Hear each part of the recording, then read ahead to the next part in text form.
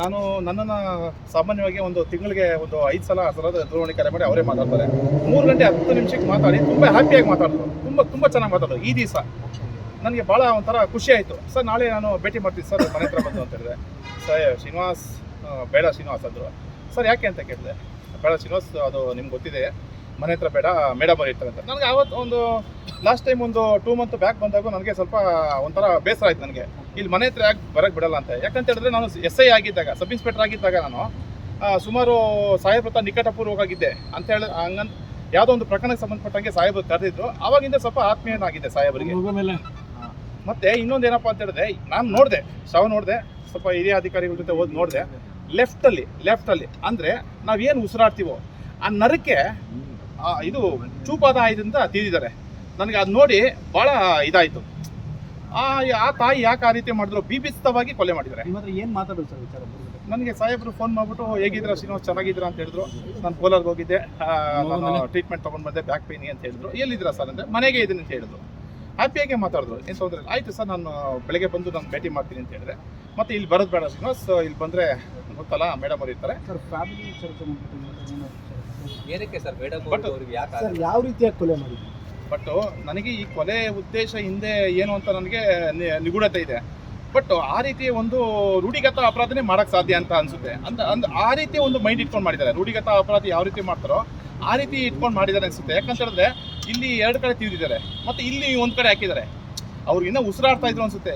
ಅದು ನಾನು ಶವ ನೋಡಿದ್ರೆ ಇನ್ನೂ ಉಸಿರಾಡ್ತಾ ಇದ್ರು ಅನ್ಸುತ್ತೆ. ಆ ಸಮಯದಲ್ಲಿ ಏನಾಯಿತು, ಉಸಿರಾಟ ನಿಂತಿಲ್ಲ ಅನಿಸುತ್ತೆ. ಇಲ್ಲಿ 2 ಕಡೆ ತಿವಿದ ನಂತರ ಇಲ್ಲಿ ಕೊಡ್ತಿರಲ್ಲ, ಆಗ ಆ ತಕ್ಷಣಕ್ಕೆ ಉಸಿರಾಟ ನಿಂತಿದೆ ಅನಿಸುತ್ತೆ.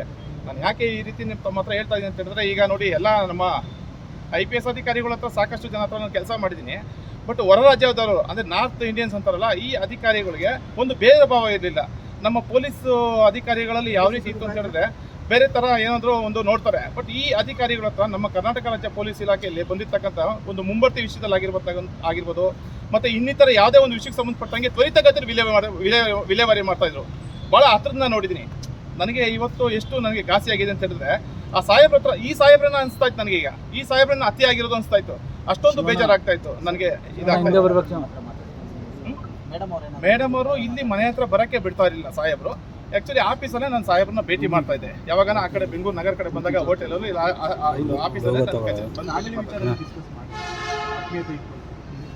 ಸಾಹೇಬರು ನನಗೆ ಒಂದು ಕಳೆದ ತಿಂಗಳಲ್ಲಿ ಹೇಳಿದರು, ಈ ಥರ ಜಿಗಣಿ ಹತ್ರ ಎಲ್ಲ ಒಂದು ಸ್ವಲ್ಪ ಅವರು ಮಾನಸಿಕವಾಗಿ ಸ್ವಲ್ಪ ನೊಂದಿದ್ದಾರೆ. ಮತ್ತು ಅವರು ಏನು ಇದು ಮಾಡ್ತಾರೆ ಗೊತ್ತಿಲ್ಲ ಶ್ರೀನಿವಾಸ್.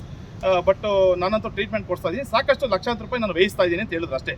ಬಟ್ ಸಾಕಷ್ಟು ಅವರು ಒಂದು ಸಲ ಮಾತಾಡ್ದಂಗೆ ಫರ್ ಮೈಂಡ್ ಇನ್ನೊಂದು ಸಲ ಇರಲ್ಲ. ಮೇಡಮ್ ಅವ್ರ ಬಗ್ಗೆನೇ ಹೇಳೋದು ಸಾಹೇಬ್ರು ಹೇಳ್ತಾ ಇದ್ರು.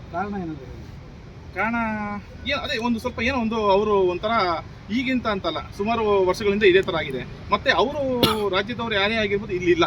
ಸಾಹೇಬರಿಗೆ ಸಾಕಷ್ಟು ನಿಕಟಪೂರ್ವಕವಾಗಿ ಸಂಬಂಧಿಕರಾಗಿರ್ಬೋದು, ಮತ್ತು ಹತ್ತಿರದ ಸಂಬಂಧಿಕರಾಗಿ ಸಾಕಷ್ಟು ಜನಸಂಖ್ಯೆಗಳಿದ್ದಾರೆ. ಅವರೆಲ್ಲ ಸ್ವಲ್ಪ ಕೆಳ ಹಂತದಲ್ಲಿದ್ದಾರೆ. ಅವ್ರಿಗೆಲ್ಲ ಆಭಾರಿ ಆಗಿದ್ರು ಸಾಹೇಬರು.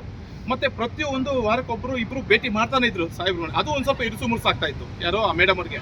ಮತ್ತು ಈ ಥರವ್ರನ್ನ ಕಂಡ್ರೆ ಅವ್ರಿಗೆ ಆಗ್ತಾ ಇರಲಿಲ್ಲ. ಮತ್ತು ಪೊಲೀಸ್ ಅಧಿಕಾರಿಗಳಾಗಿರ್ಬೋದು, ಮತ್ತು ನಮ್ಮ ಪೊಲೀಸ್ ಸಿಬ್ಬಂದಿಯವರಾಗಿರ್ಬೋದು, ಮತ್ತು ಸಂಬಂಧಿಕರಾಗಿರ್ಬೋದು, ಮನೆಗೆ ಬಂದರೆ ಅವ್ರು ನೋಡೋದೇ ಒಂಥರ ವಿಕೃತಾಕಾರವಾಗಿ ನೋಡ್ತಾ ಇದ್ರು.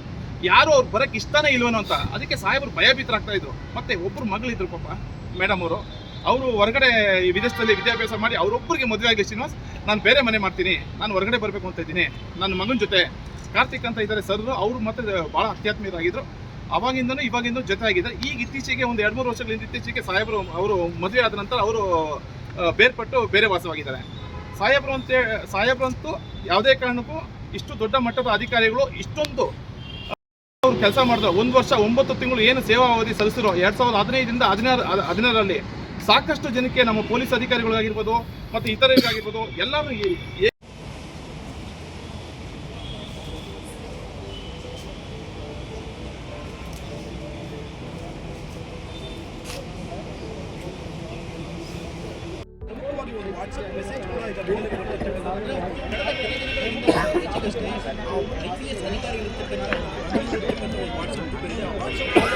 ಸಂದೇಶವನ್ನು ಹೊರಗಾಕಿ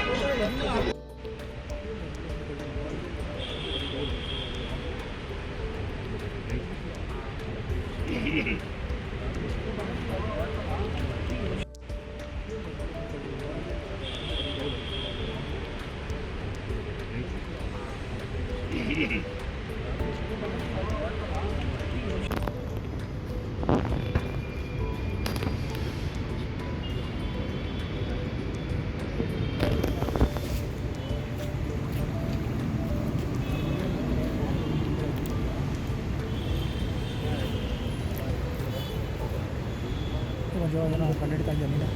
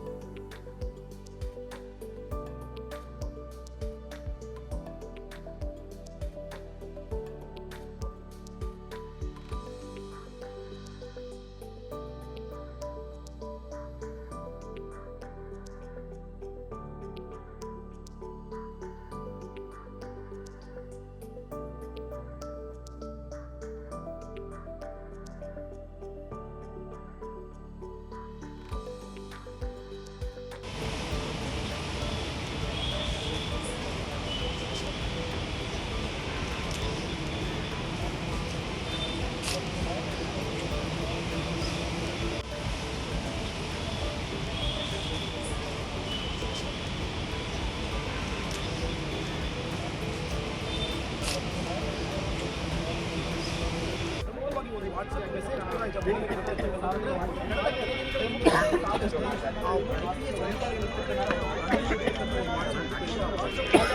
ಸಂದೇಶವನ್ನು ಹೊರಗಾಡ್ತಿದ್ದು ಪ್ರಮುಖವಾಗಿ ಒಂದು ವಾಟ್ಸ್ಆಪ್ ಮೆಸೇಜ್ ಕೂಡ ಈಗ ಬೇಡಿಕೆ ಇರುತ್ತೆ.